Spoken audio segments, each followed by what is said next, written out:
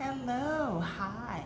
So I'm back for VEDA Day 2, and today I want to do another deep dive, peel back the layers.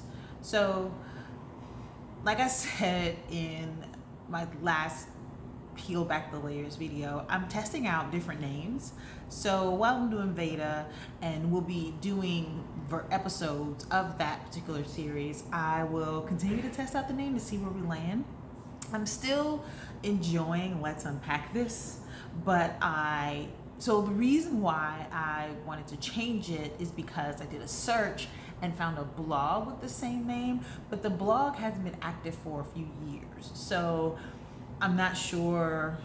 I don't know. I didn't want to take a name that existed and that kind of had some intellectual property and just, even if it isn't trademark, etc., just didn't want to. And so I've been testing out different names. So last time I did peeling back the layers. This time I want to do let's dig a little deeper. And so I want to take a bit of time on this day 2 of VEDA, which is vlog every day in August for those of you who are unfamiliar. And really that just means that I am committing to post a video blog of some kind every day during the month of August. And so for this one, we're going to do, let's dig a little deeper into the idea that just because someone is famous or really smart in one place does not automatically mean that they're really smart in another place. So let's just say, for simplicity's sake, just because someone has a great deal of talent in one area does not mean that that automatically transfer to all other areas, even other areas in general. Why do I say this? There is this belief that people have that once someone gets a level of visibility where they are considered a celebrity, whether you are, an across the board celebrity, and by that I mean people of various backgrounds, races, cultures, upbringing, etc., recognize you as a celebrity. Whether you are an industry celebrity, so you are considered famous in a specific industry, whether you are a funny thing like culturally famous, so you don't have like black famous versus everyone else famous, etc. So regardless of where you fall in that, once you get kind of a level of fame and esteem and people kind of put you on a pedestal, there is this belief that you can comfortably and confidently and knowledgeably speak about a bunch of different topics. And I would just like to challenge that idea because that's not true. You can be a talented musician where you are masterful at creating sound and putting together songs and whatever element of music and artistry that you possess, you can do that fantastically.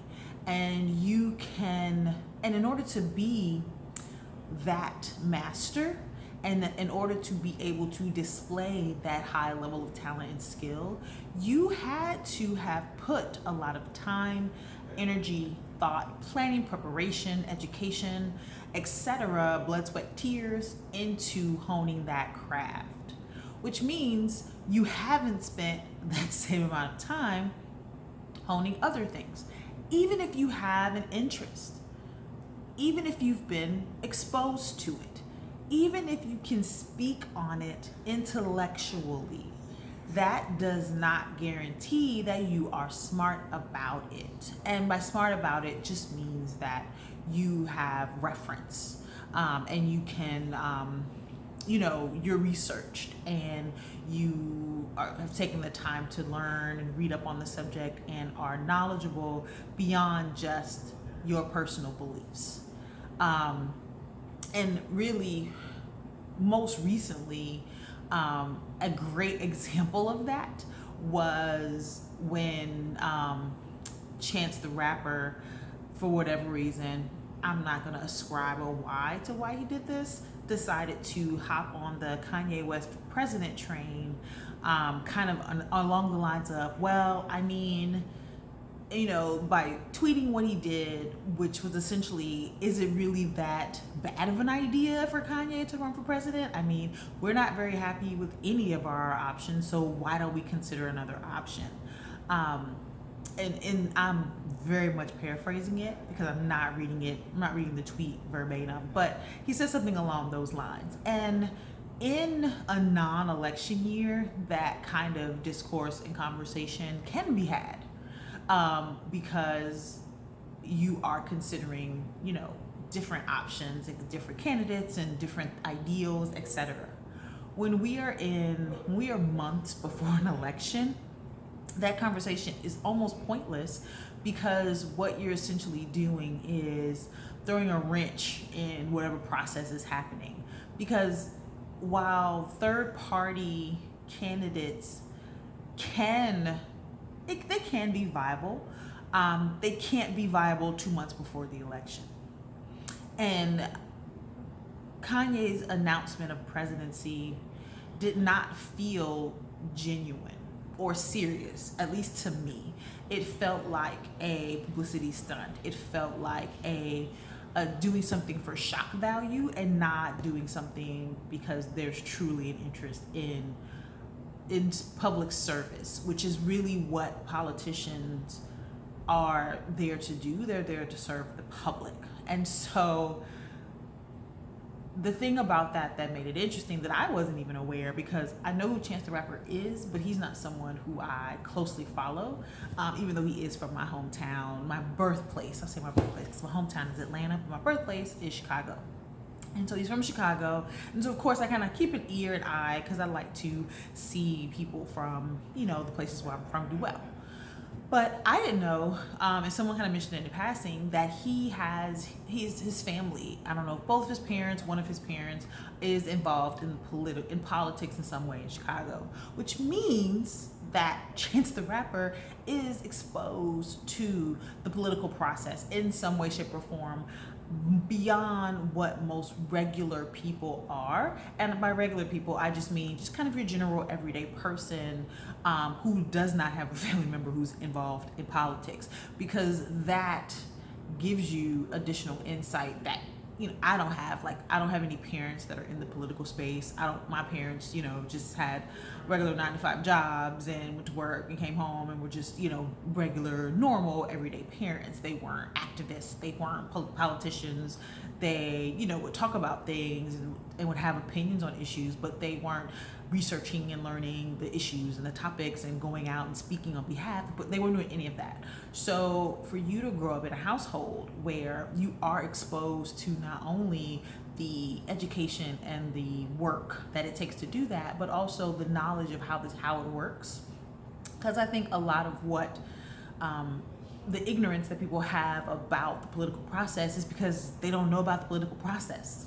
I mean, I know I didn't, and really still don't, and I really am very intentional about researching it. And when I talk about political things, I do a lot of research and reading and have sources, because I am not steeped in it, and so I want to make sure that I can speak about it knowledgeably because I've done the research.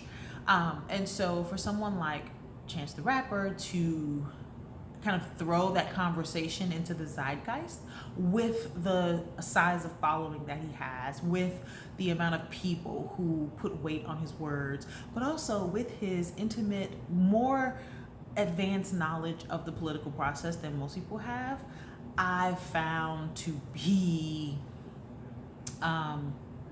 and that's if that's true. Like I said, if he does have this background and deeper knowledge and experience, I found that him saying that was not necessarily something said in good faith.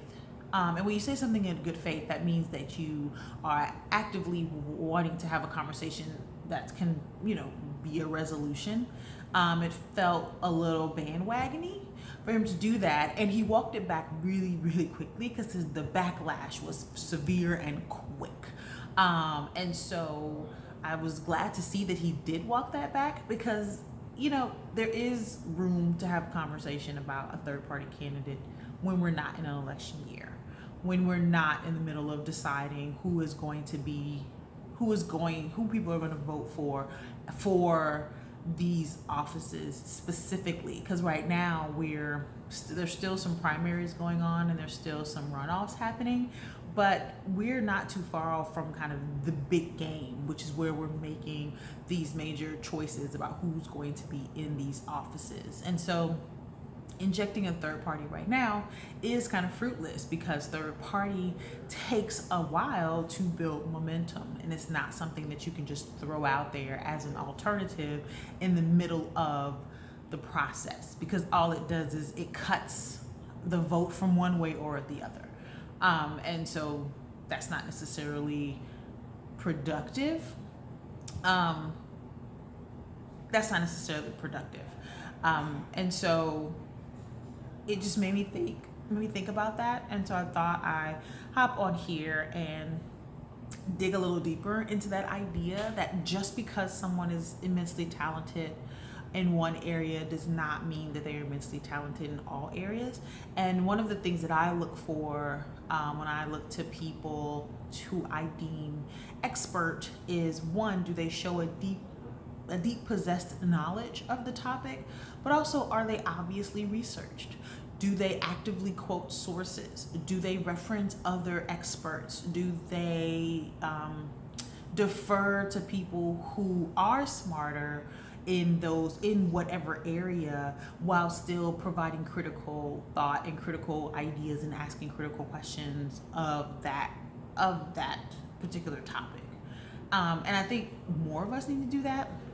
But that's neither here nor there. I know it's easy to just look to the loudest person as the person who you should look to, but that's dangerous, and that's not necessarily the best route, because those people aren't always speaking from a place of, I want to truly educate you, especially if they're not smart in that. They're speaking from a place of, I get another way to shine because someone is asking my opinion about this hot topic.